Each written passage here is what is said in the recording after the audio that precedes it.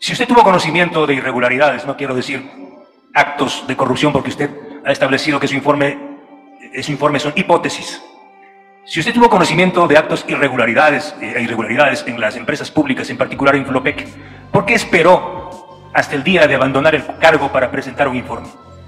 La Secretaría de Política Pública Anticorrupción tenía carácter de preventivo, consiguientemente no conocía irregularidades, conocía de procesos que podrían llevar a irregularidades. Estos procesos han sido examinados, existe, como les entregaré a ustedes, un amplísimo informe de la gestión que se hizo alrededor de procesos que podrían derivar en actos de corrupción. Yo no puedo afirmar de si existieron o no existieron actos de corrupción durante el periodo en el cual me dediqué exclusivamente al tema de prevención anticorrupción. Durante el periodo en el cual me dediqué a hacer la investigación sobre, a pedir al presidente, sobre temas de irregularidades posibles, también me enfoqué en términos de políticas públicas que tienen que ver con procesos que inducen a la corrupción. Consiguientemente, yo no investigué casos, yo no soy investigador de casos, no lo fui, y todos los casos que se presentaron en la Secretaría fueron trabajados por un grupo de abogados, quienes informaron a las instancias correspondientes y dieron informes. Esos informes reposan en la Secretaría de la Secretaría y deben estar en los archivos.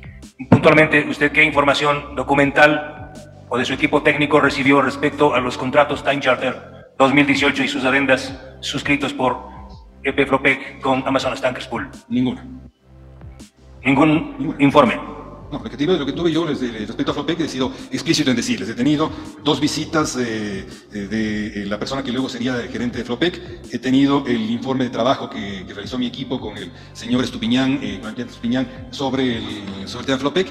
Tengo las 2 actas de comparecencia de estos funcionarios junto con los míos, y tengo también la nota que se envió a Flopec, incluyendo sobre riesgos de corrupción. La Secretaría trabajaba sobre riesgos de corrupción, la política pública sobre riesgos de corrupción. No trabajó apenas 8 días en una política pública sobre actos de corrupción.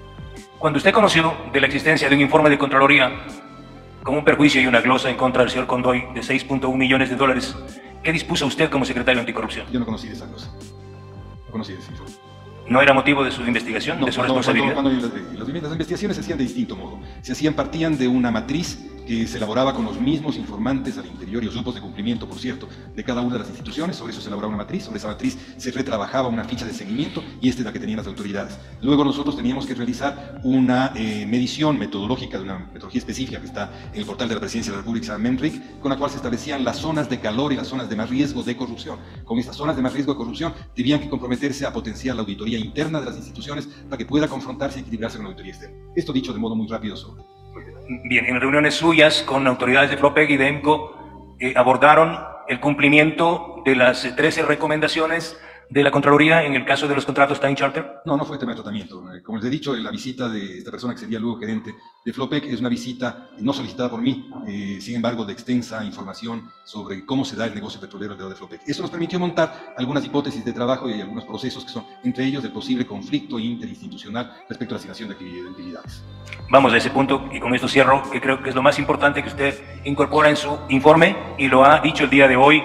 Díganle a la Comisión de Fiscalización cuál es ese conflicto interempresarial entre Flopec EP y Petroecuador EP. Es un conflicto de a quién se asignan las utilidades de un proceso único de venta de petróleo. Si ese proceso se lo asigna hacia la parte final, que es el proceso de comercialización y la fijación de precios finales, o si se lo asigna también al proceso productivo. Esto que fue por objeto de una tensión, obvia tensión, que es públicamente conocida, tanto interior como externa al gobierno, permite. Desde mi punto de vista, yo me separé de aquella visión que creía que no importaba en qué lugar están las utilidades, lo importante es que estén al interior del Estado. Que no importa en qué bolsillo del ejercicio público estatal están las utilidades, porque finalmente son del mismo Estado. Yo me manifesté públicamente y al interior del gobierno, en cuando se me pidió algún criterio de que ello no era posible, no tenía ningún sentido de realizar, porque debía asignarse responsabilidades precisas en la creación de utilidades en cada una de las partes del negocio petrolero. Le voy a decir esto, le voy a intentar explicar esto, y usted me confirma si así es. Así opera este conflicto interempresarial, doctor Verdesoto. Petroecuador EP es la encargada de la comercialización externa del petróleo.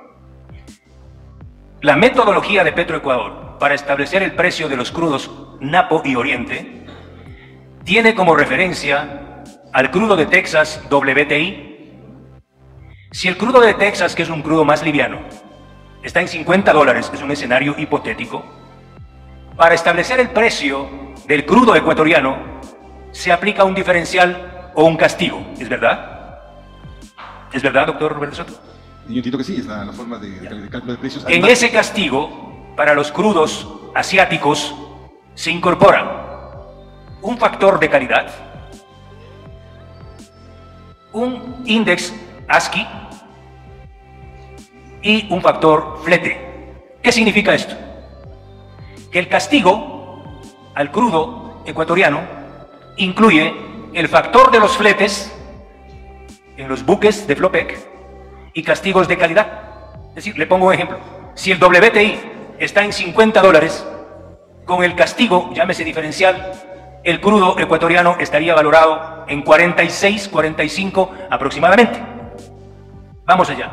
Es decir, que en la reducción del precio del petróleo ecuatoriano ya está incluido el flete. Flopec, que es la empresa que maneja el monopolio de transporte de los hidrocarburos, tiene que contratar buques para transportar ese petróleo porque apenas tiene 3, un Panamax y 2 Aframax. ¿Y a quién contrató esos buques? A las mismas empresas asociadas a Petrochina, que son las que intermedian el petróleo. Entonces, estas compañías que arrendaron los buques a Flopec cargan su petróleo y pagan un flete a Flopec. Es decir, lo que le quitaron a Petroecuador en el precio del petróleo, le transfieren a Flopec en el precio de los fletes. ¿Es así? Sí. ¿Es así? Sí. ¿Se dan cuenta? ¿Qué significa esto? Que las irregularidades y los perjuicios de Flopec lo paga Petroecuador. Que lo que ha pasado en este país es que a Petroecuador le castigaron con su crudo para pagar los altos precios de los fletes. Ese es el conflicto, señor Verde Soto, interempresarial. Sí, básicamente lo que me refería con donde me fijé yo como criterio era de que si hay una imprecisa determinación del lugar de producción de la utilidad y de ubicación contable de la utilidad, daba lugar a que pueda haber procesos de corrupción en el medio. Eso es lo que dice el informe. Esto es lo que creo que coincido con lo que usted plantea. Esto es básicamente lo que está contenido ahí. Muchas gracias. Este es el centro del problema. Muchas gracias. Señor Verde Soto, yo quiero centrarme un poco en cómo era su día a día en Carondelet, en el espacio que usted tenía. Y para eso quisiera hacerle 2 o 3 preguntas. Antes de las preguntas, sí quisiera hacer una reflexión para todos. Miren, particularmente yo no dudo, no tengo por qué hacerlo, de la honestidad del presidente de la República. No tengo por qué hacerlo. Lo que sí me preocupa, estimados colegas, país, es que el presidente haya sabido varias cosas y no haya actuado. Eso significa que por lo menos hay un problema de ejecutividad en su accionar, que lo iremos viendo a lo largo de estas comparecencias. Sí me preocupa eso, de manera formal lo digo. Señor Verde Soto, ¿cuántas veces usted despachaba con el presidente de la República? Es decir, ¿cuántas veces se sentaba con él específicamente a entregarle información del trabajo que usted hace? Primera pregunta. A ver, un ministro de Estado y un secretario nacional que tiene similar rango no tiene una sistematicidad de trabajo con el presidente, tiene una ocasionalidad en el trabajo que depende de la decisión del presidente cuando es convocado para ellos. Debo decirle que mientras fui consejero del presidente yo estuve físicamente en Palacio. Después de eso no estuve ya más en Palacio, las oficinas de la Secretaría están en la plataforma norte de los edificios gubernamentales y acudí cuando el presidente llamó. Evidentemente todos los días lunes había un gabinete ampliado y yo asistí las veces que el presidente me pidió informes y por cierto, y es muy importante, todos los criterios que no devenían necesariamente del área de corrupción, que es el área a la cual yo me circunscribí durante todo el tiempo de gestión como consejero y como secretario, criterios fueron dados por escrito, los tiene el presidente y los tengo yo. Por escrito. ¿Perdón? Por escrito le pasaba. Sí, siempre. Ya, eso podría Tenía que muy importante que se conozca esto. El presidente de la República emitió una disposición por la cual los criterios que podíamos emitir y que él deseaba conocer sean escritos de modo sintético y con características determinadas. Estas formas fueron enviadas y yo las tengo y las tiene el presidente. Es decir, había un formato en el cual usted transcribía a la información y le pasaba al presidente. ¿Eso nos está diciendo? Estoy diciendo de aquellos temas que no se referían a corrupción, que eran criterios a veces políticos o criterios sobre la situación social del país. ¿Y cuando se refería a corrupción? Todos fueron por escritos. Todos no solamente fueron por escritos, sino que el informe de gestión está acá. Y usted puede ver acá todo lo que fue enviado a la presidencia. Entiendo. Usted podría decir que despachaba con el presidente, no sé, una vez cada 3 meses, por ponerle una frecuencia. De modo totalmente ocasional, no sé cuántas veces.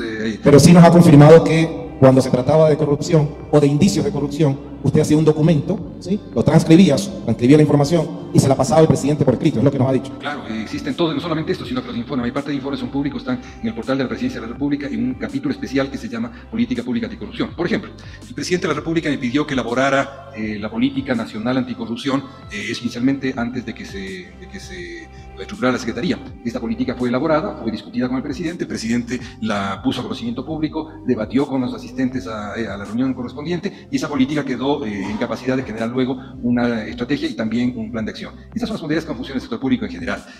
Respecto a temas específicos, algo que haya hechos muy específicos que el presidente me pidiera una información, por ejemplo, debo decirle que el presidente me pidió que acompañara al proceso de discusión sobre telecomunicaciones, a los 2 contratos de telecomunicaciones, me pidió que acompañara en su nombre al proceso, no que interviniera en él, sino acompañara en el proceso. Yo asistí a 2 de las sesiones, elaboré un informe junto con el subsecretario que me acompañó en estas reuniones y hasta ahí llegó esto es lo que normalmente se hace en un proceso anticorrupción, lo mismo en el caso de metodologías anticorrupción o en el caso de, yo le hacía conocer al presidente, criterios que tenía, por ejemplo, sobre funcionamiento de algunos instrumentos metodológicos que nos permitían aproximarnos hacia riesgos de corrupción. Gracias, doctor Bresso. Una pregunta más. Ese documento que usted nos graficó aquí, nos explicó que tenía sello de agua, ¿no? De usted. ¿Ese documento usted le entregó físicamente al presidente? Sí, claro. Físicamente se lo entregó. Además de las vías informáticas, físicamente. Una cosa adicional. ¿Qué hizo el presidente cuando usted le entregó ese documento con sello de agua? Es decir, un documento que tenía seguridades que garantizaba que era un documento original elaborado por usted. El presidente de la República generalmente lo disponía con su personal de confianza administrativo del despacho. Yo recuerdo que se le entregó seguramente a uno de los personales administrativos del despacho yo no conozco los recaudos que toma la presidencia al respecto, pero los tiene. ¿El presidente usted le indicó de qué se trataba el contenido del documento? Pero obviamente, no solamente eso, sino que lo comentamos sobre qué actividades estaban hechas y el presidente conocía la cooperación internacional con la cual fue elaborado esto. Muchas gracias. No tengo más preguntas, señora presidenta.